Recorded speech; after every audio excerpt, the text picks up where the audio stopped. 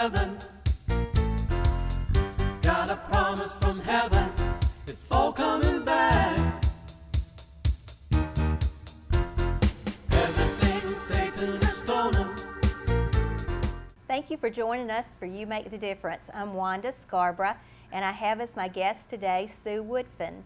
Sue and Sandy Blair from LaGrange are co-chairing an event called Sister to Sister, and I know that you will want to be a part of it. So I would get a pencil and a piece of paper so that you can write down the information that we're going to give you, so you'll be sure to get your ticket and be at this event. Now let's talk about, Sue, how Sister to Sister got started and also what it's all about. It got started back in 1998 by a group of ladies who wanted to see LaGrange have an event for women that was local, so they wouldn't have to go to Atlanta or Birmingham or somewhere far away, that it would be easy access for them and get great speakers in that could minister. It's really a ministry.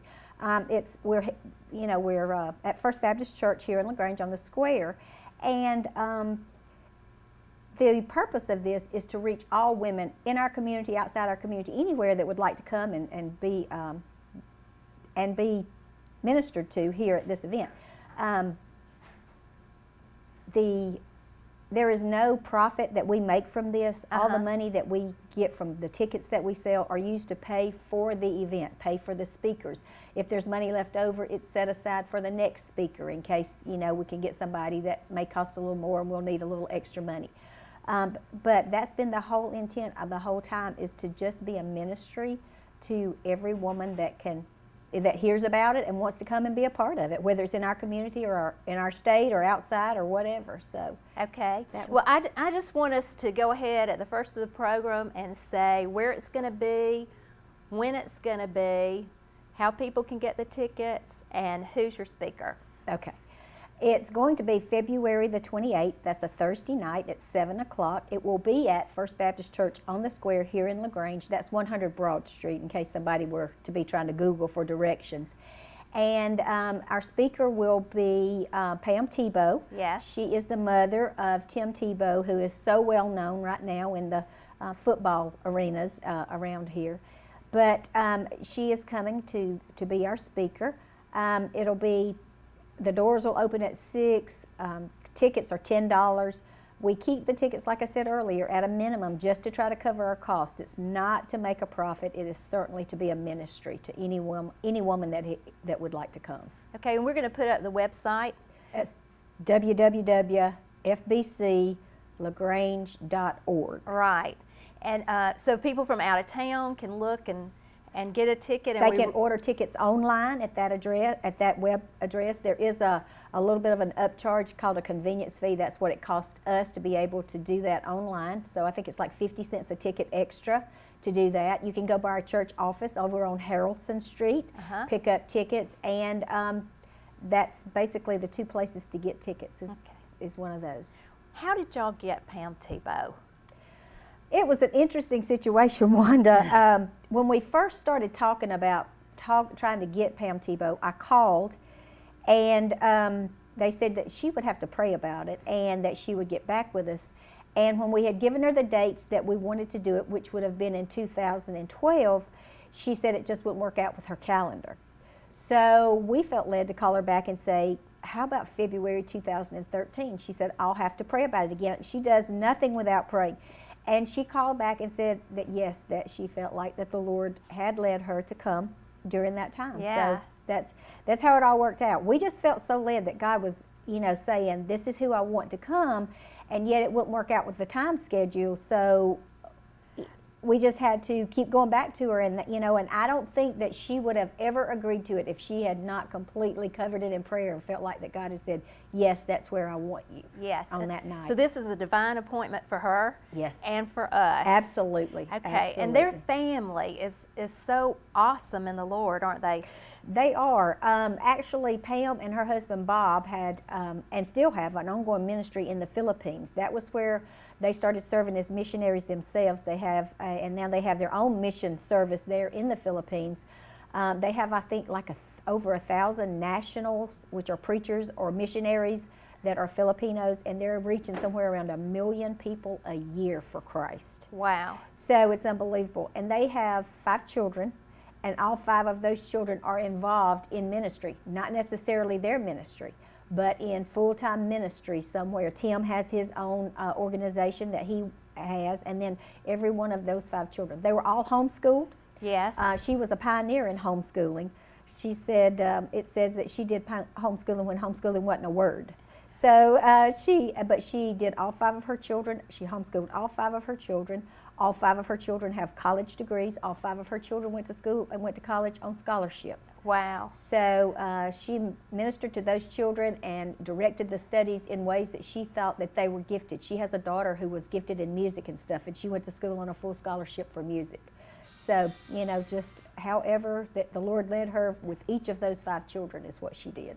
That is amazing. Now, let's talk about Tim a little bit. Okay. All right. I know that when she got pregnant with Tim, before she knew she was pregnant, she had an infection that was caused by a parasite. Correct. In her intestines, and that caused her to go into a coma. Correct. And they treated her with some strong antibiotics, and they didn't know at the time she was pregnant. So the doctors told her that there had been irreversible damage done to the child. However, she had great faith. Exactly. And she believed that she would have a healthy baby. So she stood on her Christian beliefs and her Christian values. And she had a hard time during her pregnancy. She almost lost him 4 times. Right. And the last 2 months, she was in bed, on bed rest. And then, lo and behold, she gave birth to a healthy baby boy. Right. And, you know, and watching him on the videos that I watched in preparation for the show, I mean, he trains and he is so healthy. I mean, and he goes at everything 100%. Right. And you were telling me about a book that he has written. Called Through His Eyes, or Through My Eyes. Through My Eyes. And in that book, he talks about his mother. He talks wonderfully about his mother. He admires his mother. He adores his mother.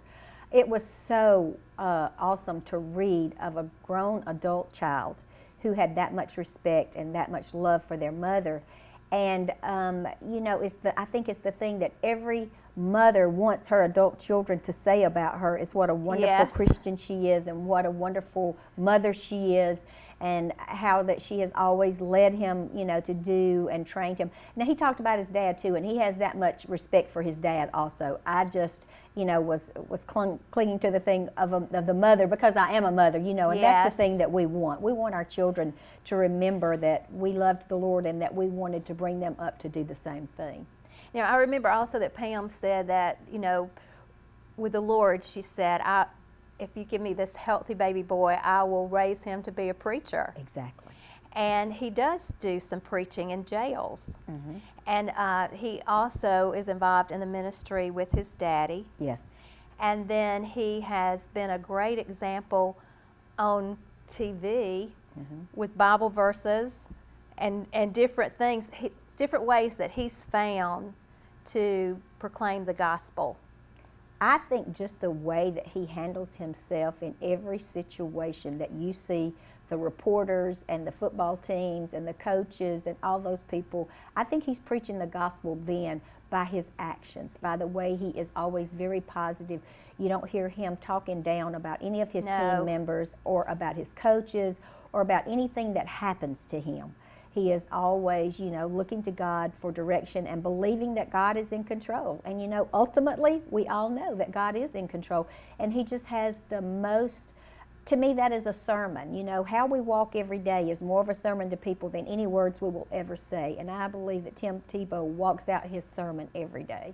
And, you know, millions of people are waiting on him to make a mistake so that they can say something about it, you know. But it's like God just continues to enable him. And it's like he says in that book how much time he spends in prayer and in preparation to be who God wants him to be every day of his life. So, you know, that's where it all happens. It all happens in that quiet time or in that relationship, that one-on-one, you know, talking to God and knowing who God is. And he learned that somewhere. He did. And I'm believing that he learned a lot of it from his mother, and that she will be able to. She's writing a book right now on parenting. Matter of fact, I don't think it's been released yet. And I think she will be able to speak to us and younger ladies who are in the midst of raising their children or who may have children one day. This would be a wonderful opportunity for them to come and hear what somebody who's been through it and done it and how they've turned out. You know, that's who you want to follow, somebody like that. Yes. And, you know, let me just stress that Pam speaks only to women, except when she does events like for pro-life and things like that, because she feels that God's ministry for her has been to women. So guys, if you're wanting to come and you're making your plans, guess what? She just feels led that that's what she's supposed to do. So, you know, we want to honor that, because, you know, this is her and this is her ministry, and we've asked her to come, and so we want to do what she feels like the Lord's leading her to do. And maybe one day she'll tell Tim Tebow about her experience in LaGrange, and he'll want to come, and we can have him for brother to brother. There you go. That would be an awesome opportunity, wouldn't it? Yes. Yeah. Now I want you to tell the story about the orphanage that they have and how that got started. Okay. They had a friend of the family, and I want to say that in the book that he lived pretty close to them, maybe next door even. But his name was Dick something, but he and his wife had no children. But when he died, he left everything that he had to the Tebow family, and they started an orphanage in the Philippines that is still in operation, that's called Uncle Dick's Home or something. But they gave him all the credit, because all the money that he had left to them, that was what they did with that money. They didn't take any of that money and use it for themselves for anything. And so that's where Tim does a lot of his teaching and preaching. He does a lot of preaching in the Philippines when it's off season from football. He said in that book that one of his greatest experiences was being able to speak to like over 10,000 people in the Philippines one night. So, wow. And he's just Tim Tebow. Yeah. They don't know, he's just a preacher, you know. Yeah. But here in the U.S., you know, it's all about football. But with Tim Tebow, I think his mother and his dad and that family really believes it's really all about Christ and what Christ is doing in our lives. It is. And isn't it amazing how when you have a Christian father and a Christian mother and the children are raised in that environment, I mean, this family is doing exploits. Right. You know, the Bible says that the people who know their God will be strong and do exploits, and this family, all of them, are doing exploits. I remember you telling me about the interview with ESPN. Right. And how many did you say that were reached and tell about the interview? I'm trying to remember that exact number, but 5.5 million or billion were reached by that commercial that she and Tim did that ESPN showed, that where she refused to have the abortion to abort Tim. And 1 point so many million people had the opportunity to rethink having an abortion. Yes. So, I mean, that's really amazing. And her heart is there, and she speaks often at the pregnancy care banquets. Yes. Yes, on that behalf. Now, in your dealing with Pam Tebow and the details of this, what has most impressed you about Pam? Her prayer life. Her believing that she has to pray about everything. We've had some pretty impressive people that have came to LaGrange through this ministry, through the Sister to Sister ministry, to speak to the women here in LaGrange. And I believe that all of them are Christians, and I believe that all of them are doing what God has called them to do, or, you know, I don't think God would have allowed them to be here. But I've never been so impressed with somebody about how much time she spent in prayer over this before she agreed to come. I believe that our whole lives, if we can spend enough time in prayer, God, or if we will spend the time in prayer, not enough time, but if we'll spend time in prayer asking God, you know, it's just like when your child or my child asks us a question, yes, and they really want an answer, we don't turn our backs or not give them an answer at all. If we have an answer, we tell them. Right. And sometimes, they'll come to us and they'll ask us a question, and then they'll turn around and walk away and not even wait for our answer. Sometimes that's how we do with our prayer lives. But I believe that, you know, if we go to God and we sincerely want an answer, He'll give us the correct answer, and we can go with that answer. And I believe that's what she does. And I am very impressed with her by that. I know all these speakers charge money, and they have to make a living. They have to cover their expenses and stuff. And, you know, you can't expect it to be any other way. But I just believe that, you know, with her, it was about, is this the right place? Is this the right time? Is this where I'm supposed to be? And I know that all of them have been that way, but I was just so impressed with her prayer life. Yes, because I believe prayer changes things. You know, you see that everywhere. Prayer changes things. Well, it really does. It does. And just as we would give our children an answer, I believe that God would give us an answer if we, you know, wait on His timing. Yeah, and I'm so proud that LaGrange is on the mind and heart of God. That's right. Absolutely, yes. Wanda. And that he will bring wonderful people here to advance the kingdom of God. And so, you know, that's exciting to me to know that God really has great things in store for us. Now, let's talk about Wish 15 a little bit. Okay. And the program that Tim has. And he brings in children who are affected by disease. Mm-hmm. And what does he do? He brings those children into a football game. Whatever team he's playing for. I think it's home and away games. I want to say it's both. And he actually spends time with them before the game. He pays for them to be able to get to those games. He pays for their tickets for them to come in. He pays for all of their hotel or motel bills. He takes care of all of their expenses while they're there. And after the game, after he's done with what he's supposed to do with the team, he spends time with those families. He's not out partying. He's not out, you know, oh yeah, you know, whooping it up, we won, or down in his sorrows, ooh, we lost. He's out ministering to those children those families and their children that have come to those ball games. And it's wonderful. And then sometimes during the game, he runs over and gives them a hug. And I watched on the internet some of the children as that was happening, but then also they showed children after the event and how much it had meant to them and how much it had inspired them to never give up, but also to be an influence on other children. So, I mean, he's making a difference in the lives of those children who, you know, have so much that has come against them, but then they are empowered to do some things even for other people, which is really amazing. And I just want to mention that because of what you and Sandy have done over the years with Sister to Sister, that it inspired Patrick Cruz to have a brother to brother. Right.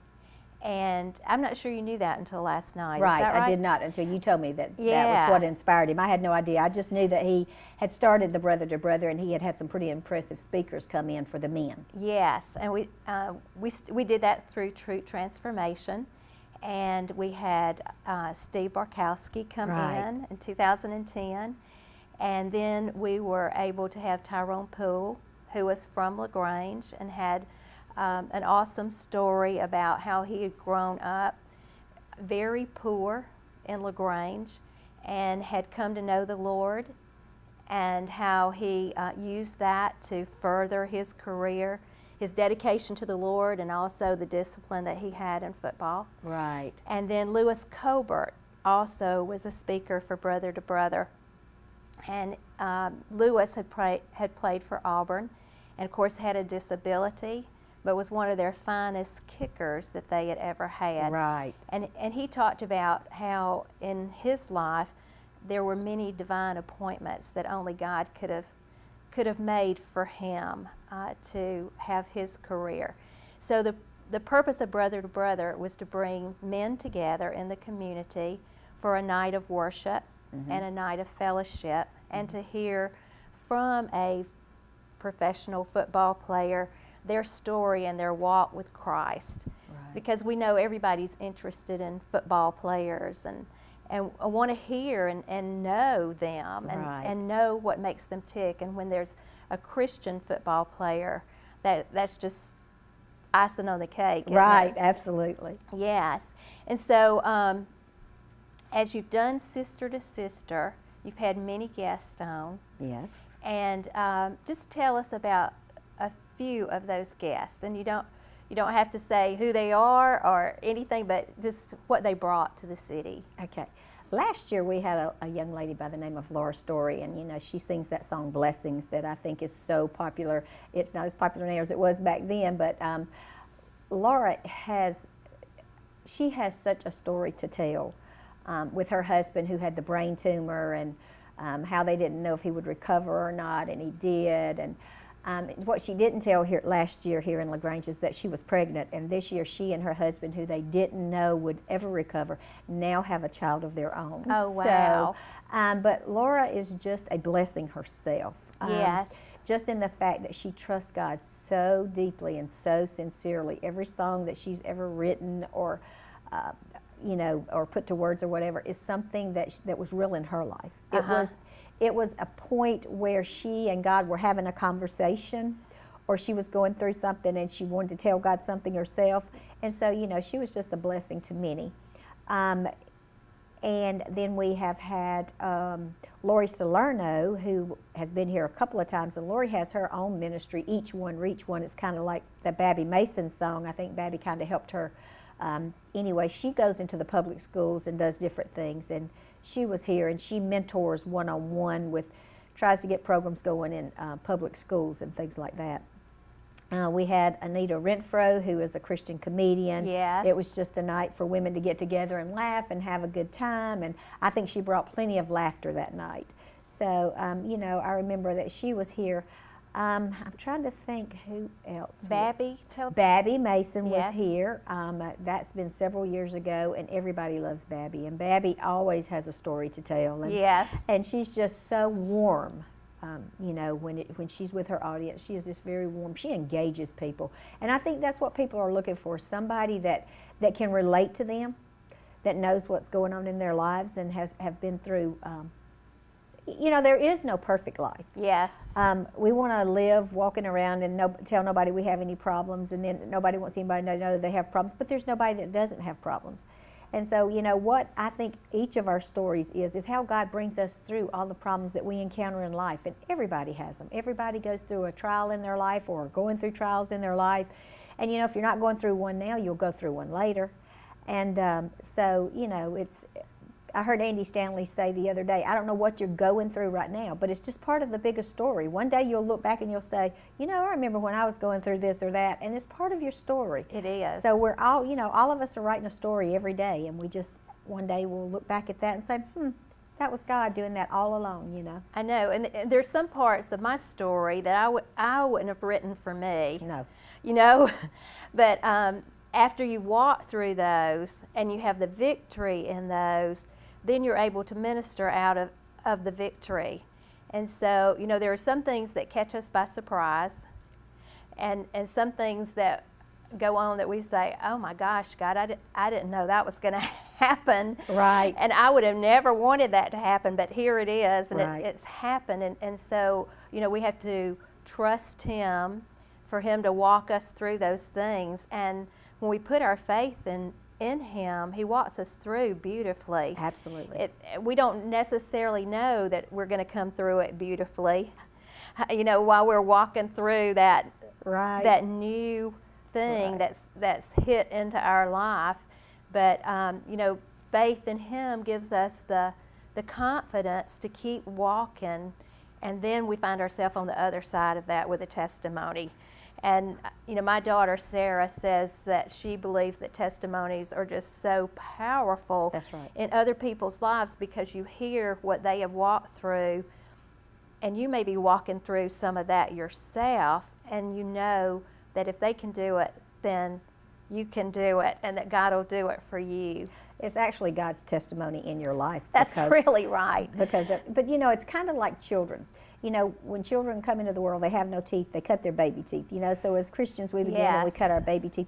Well, as they get older, then they lose some of those baby teeth. But while they're without those teeth, they have the faith that those other teeth are going to be coming in, and That's they get right. those adult teeth. And that's what we're doing. You know, we may have lost those baby teeth, and we may have a big gap right now, and we're wondering, you know, God, what are you going to do? But eventually, you know, those adult teeth, those permanent teeth, those things come in, and and that's when we can see the evidence. They are here. You know, I can use those teeth again. You know, so you know, I believe that God just. I think if we look at our lives, we can just see so many things that God has brought each and every one of us through.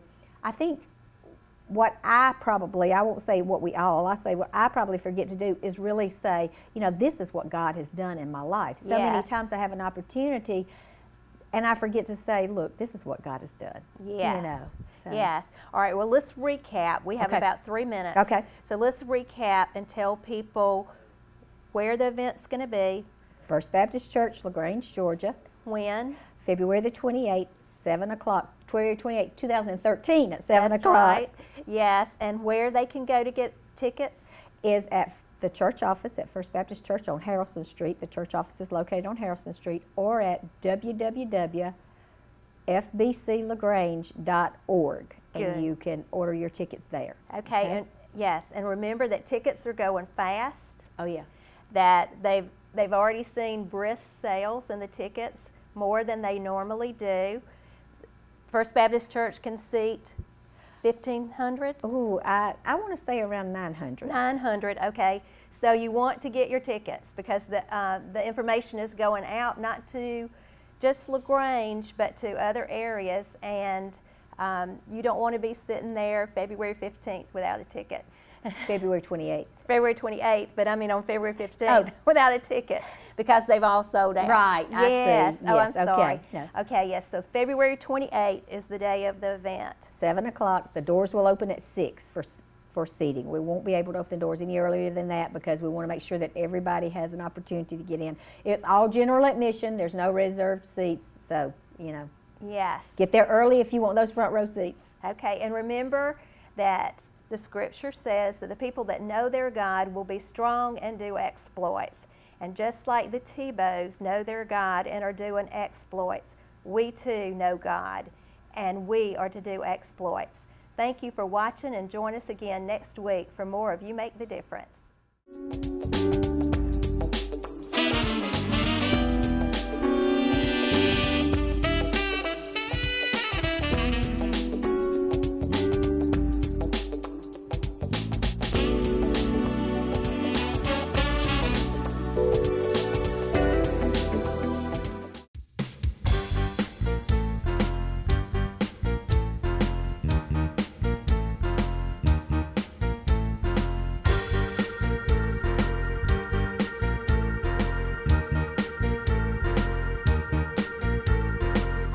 Got a promise from heaven. It's a year of replevin.